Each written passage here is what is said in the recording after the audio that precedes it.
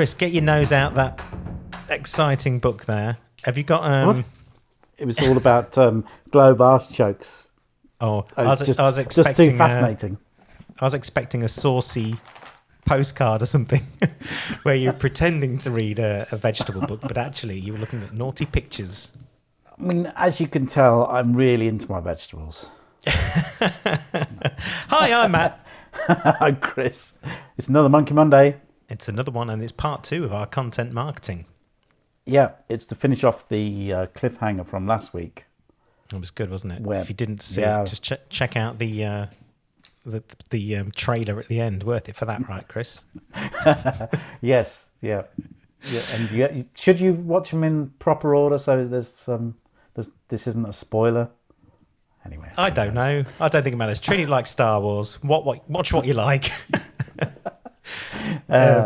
People are going to watch us every Christmas anyway, so it doesn't really matter. So, good. So we're drilling down now into our content marketing. We're thinking about, in particular, newsletter marketing. It's a bit of a bugbear of ours, I think, isn't it, Chris? Yeah, it is. I mean, it can be so boring. So the subtitle of this is Why, How, and What versus Shit Content Marketing.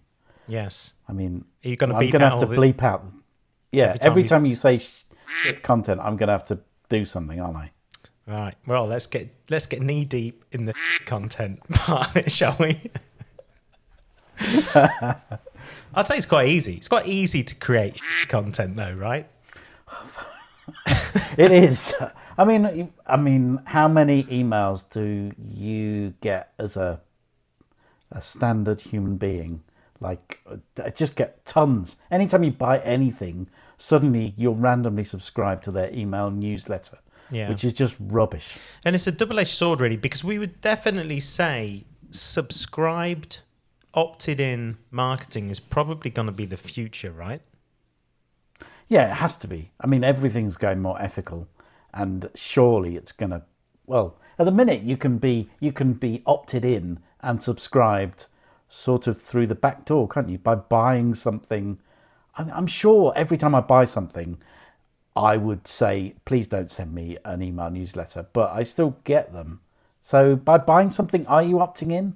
Well, yeah, a lot of people are getting around that by using the, I don't know, there's a clause in GDPR, isn't there? Well, it's business related or something. So it's, I don't know, the GDPR stuff's there to protect us, but it's only going to go one way, I think. And certainly we've done other vlogs talking about how browsers and big technology providers such as Apple are looking at ways of protecting us as individuals so that our data isn't shared as much, and we have to kind of opt in for this kind of stuff. And it's kind of, you know, as a consumer, that's what I want. I want stuff to be relevant to the stuff that I've actually asked for. I mean, I just spend a lot of time every so often just unsubscribing to stuff just to try and clear out the noise in my day. So that's the problem. Lots and lots of people are shoving their content in your face in a vulgar way. It's like walking in a park, isn't it? And you got a load of dirty old men in coats. Where is this going? I don't know, mate. You know, we're just getting exposed to things we maybe don't necessarily want to see or care about. So it's important that when you look at content marketing and email marketing, that you've got a genuinely good subscribe list. You're not buying stuff, and making sure that you start building a tribe and getting that message great. That's the way to do it, and avoid just sending out a load of old spam. Yes. I mean, one of my bugbears is companies like ones that sell flowers or holidays, just sending something out every single week. How often are you buying flowers, and how often do you want to go on holiday? It's just like oversaturation.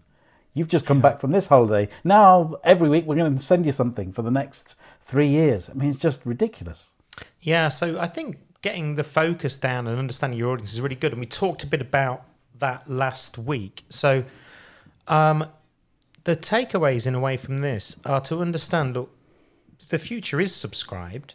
We should bear that in mind. But you should also bear in mind, people really probably don't care about most of your content. And the biggest trap we see organisations fall into is they get a subscribers list and then they send them a newsletter. Yeah, Derek, our CEO, has just done this. We just won this big contract. Even actually, I would say some cultural causes can be a bit tiring for people. This self-grandiosing, stuff that we've done. Look at our team who have done this charity thing. I mean, there's nothing wrong with that, and that's certainly a step in the right direction. But it's a little bit organisation centric, aren't they? That's the problem. Yeah, and I think about all of the email marketing that I get. There's only that one Hyatt Denim one that I kind of look forward to getting every week because they're not trying to flog me stuff, and there might be something in there that's quite interesting. I don't see many other companies in my inbox that I actually look forward to, or just don't go, oh, I'm just going to delete that. Oh, it's that thing again. Yeah. It's kind of tricky. It is tricky. And, a lot of newsletters go out that are just offer related, especially for e-commerce sites, is well, we know we can send this email out and knock 10% off stuff and sell some stuff. And that's fine. There's nothing necessarily wrong with that. But you're not going to win a load of brand loyalty by discounting stuff all the time. You're going to win brand loyalty by sharing really valuable content that your audience cares about. And so, tipping the conversation on its head a little bit, giving those audiences stories and genuine bits of content that's meaningful for them. We talked a little bit last time about how you can come up with those ideas of that good content.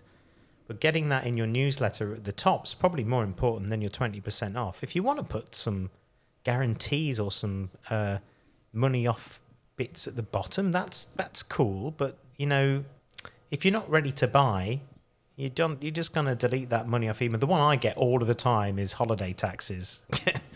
Yeah, it just tires me out. I think I've unsubscribed now because I can just search for the discount code if I want it.